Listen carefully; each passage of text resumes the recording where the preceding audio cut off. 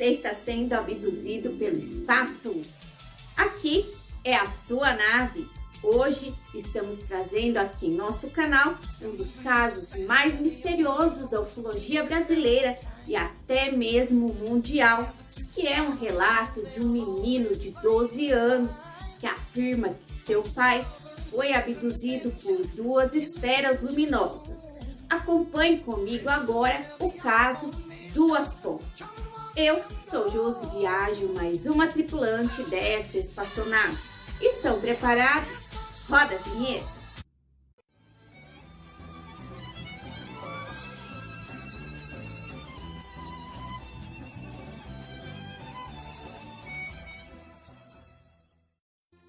Em agosto de 1969, o relato de um menino pobre, analfabeto e tímido provocou uma celeuma na cidade de Diamantina, repercutindo em todo o estado de Minas Gerais e além de seus limites.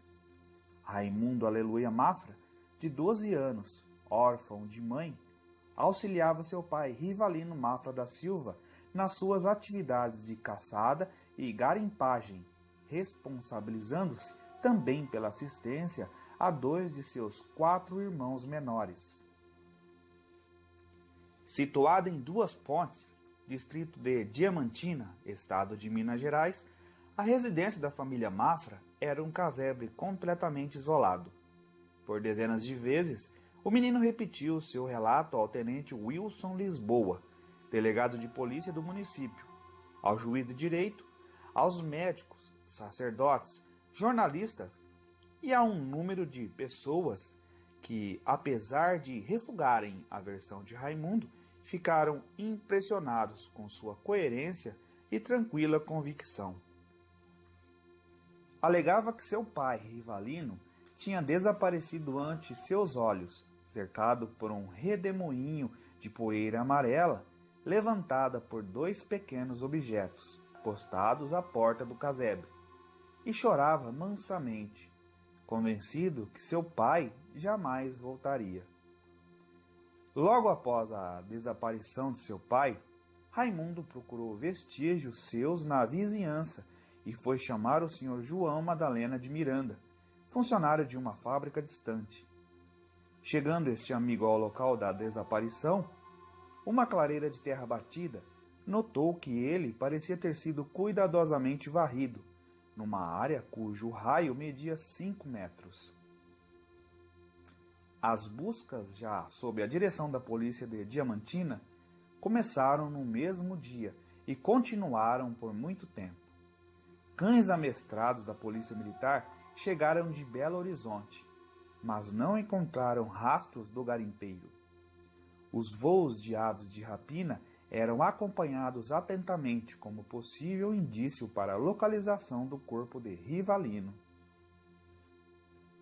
O cônego José Ávila Garcia, vigário de Diamantina, apesar de não acreditar na versão do menino, revelou que na semana antecedente ao desaparecimento de Rivalino, um funcionário do Departamento dos Correios e Telégrafos, Sr. Antônio Rocha, avistou 2 bolas de fogo voando em círculos, a grande velocidade e baixa altitude, exatamente sobre 2 pontes, onde residia o garimpeiro. O senhor Antônio Rocha confirmou ao repórter do Diário de Minas esta comunicação. Após exame clínico efetuado em Raimundo, o médico Dr. João Antunes de Oliveira revelou nada ter descoberto de anormal, além do estado de desnutrição. O menino pareceu-lhe em boas condições mentais. Por iniciativa do Juizado de Menores, Raimundo foi conduzido a Belo Horizonte pelo comissário Antônio da Cruz. Nesta capital, ele repetiu a história com os mesmos detalhes, inclusive para o Cicoane. Antes de interná-lo no João Pinheiro, Instituto para Proteção e Instrução de Menores Desvalidos, o juizado providenciou exame psiquiátrico e testes psicológicos, cujos resultados em nada contribuíram para solucionar a questão. Depoimento do menor Raimundo Aleluia Mafra ao Cicoane em 30 de 8 de 1962. Diz Raimundo que, cerca das 20 horas de 19 de agosto deste ano, encontrava-se com seu pai Rivalino Mafra da Silva num cômodo de sua residência, onde dormiam 2 de seus 4 irmãos menores.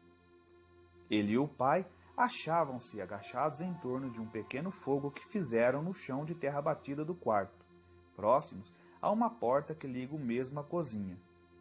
Em certo momento, seu pai chamou-se a atenção para uma sombra escura e indefinível que deslizava silenciosamente pela cozinha, na direção de um outro cômodo. Essa silhueta lhe foi descrita como tendo 4 pernas, mas delas o menino nada pôde precisar, afirmando apenas que tinha alguma semelhança com o homem a engatinhar. À guisa de cabeça, o menino descreveu na sombra um topete, querendo dizer alguma saliência, que teria se virado na direção do quarto, ao passar pela porta, dando a Raimundo, seu pai, a impressão de terem sido observados. Em seguida, o senhor Rivalino levantou-se, indo até a porta por onde a sombra se mostrara.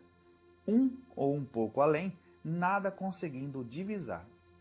O menino admite que o medo poderia ter impedido seu pai a uma revista do resto do casebre escuro, mas garante que as trancas internas das 2 únicas portas, uma da cozinha e outra da sala, estavam fechadas.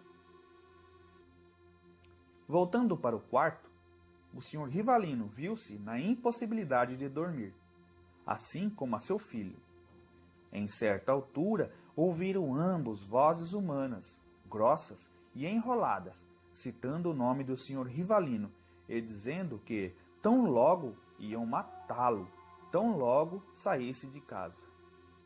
Ouviram também um ruído semelhante ao de um despertador, proveniente de fora de casa. O garimpeiro e seu filho atravessaram a noite sem dormir. Às 6 horas da manhã do dia seguinte, 20 de agosto, segunda-feira, Raimundo preparou-se para sair da casa e buscar a montaria de seu pai, no terreiro anexo. Ao abrir a porta da cozinha que dava para o terreiro, deparou com 2 pequenos e estranhos objetos pousados no solo, a poucos metros da porta de distância. Diferindo na cor, eram idênticos quanto à forma e tamanho. Ambos tinham forma ovalada e mediam entre 40 e 50 centímetros no diâmetro maior. A existência de um pequeno apêndice numa das extremidades de cada objeto, conjugada à forma dos mesmos, fez lembrar a Raimundo as figuras de tatus. Esses apêndices, do tamanho de um dedo, tinham forma tubular, segundo a descrição do menino. E, tal qual rabicho, projetavam-se das partes traseiras dos objetos, as quais estavam um pouco suspensas do solo. No momento em que Raimundo as percebeu, esses apêndices apontavam para a porta, ou seja, para a sua pessoa. Em seguida, o senhor Rivalino chegou à porta, atendendo ao chamado de seu filho. Os tubos apontavam para a direção oposta, indicando que os objetos teriam virado. Um dos objetos era inteiramente negro, fosco. O outro era rajado de branco e preto, com listas iguais em largura e traçadas transversalmente ao diâmetro maior do objeto. Esta descrição foi feita pacientemente, com o auxílio de um retrato falado. O senhor Rivalino, logo ao perceber os 2 objetos colocados lado a lado, 1 metro do outro, admirou-se, soltando a frase: "Que será isto?" Recomendou ao filho que não saísse da porta.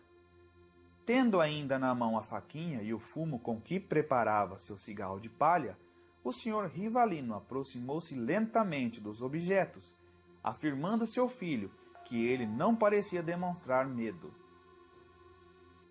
À aproximação de Rivalino, os 2 objetos se uniram lateralmente, com o som surdo e começaram a girar em conjunto, velozmente e levantando logo um redemoinho de poeira amarela, a qual envolveu Raimundo, sem atingir seu filho. Este declarou que, além do surdo ruído durante o choque dos objetos, o único ruído que ouviu foi o zumbido do vento que levantava a espiral de poeira, tendo esta impedindo que Raimundo enxergasse tantos objetos quanto seu pai, que não reapareceu quando cessou o redemoinho. Comentários do Cicoane. Após meses de investigação infrutífera, surgiu a notícia de que o esqueleto de Rivalino fora encontrado. O jornal A Estrela Polar, Diamantina, 10/3/1963, afirma que, no terceiro dia de carnaval, 5 caçadores encontraram, bem perto do casebre de Rivalino, um lugar de difícil acesso, a sua ossada. Caiu por terra o conto da carochinha. Falta agora esclarecer o resto, diz o jornal. Em verdade, diríamos nós que o resto que falta esclarecer é praticamente tudo, se não vejamos. As explicações convencionais se reduziram a 2. O Rivalino teria fugido ou teria sido vítima de sequestro e ou assassinato. Primeiro caso, a história apresentada pelo filho seria um álibi inspirado pelo próprio Rivalino para cobrir a sua fuga. Segundo, seria um álibi engendrado por criminosos. Nos 2 casos, portanto, haveria participação do filho para cobertura de um episódio que, estranhamente, contrariava o interesse à segurança do mesmo. Ele demonstrou gostar do pai e acabou ficando sozinho com 2 irmãos menores. De qualquer forma, estranha-se que sua notória timidez e inexperiência não o levassem a vacilar em qualquer ponto dos repetidos depoimentos que teve de prestar à polícia, juízes, sacerdotes, médicos, jornalistas e, finalmente, ufologistas do Cicoane e da SBEDV. Mais estranho ainda é que, para encobrir um crime, se apresentasse um álibi de tal forma sofisticado e discrepante do contexto sociocultural, a ponto de chamar a atenção não só da polícia de Diamantina, como do Estado inteiro. O efeito da história seria, então, o oposto de um álibi. Se a história do menino é inteiramente fruto de delírio e alucinação, como explicar que o exame psiquiátrico não tenha revelado os sintomas correspondentes? Como explicar que o menino tenha projetado no ambiente conteúdos intrapsíquicos de implicações tecnológicas tão avançadas e relativas a um tipo de fenômeno do qual jamais ouvira falar? Na literatura específica dos discos voadores, há referências a diminutos objetos telecomandados, semelhantes ao descritos pelo menino.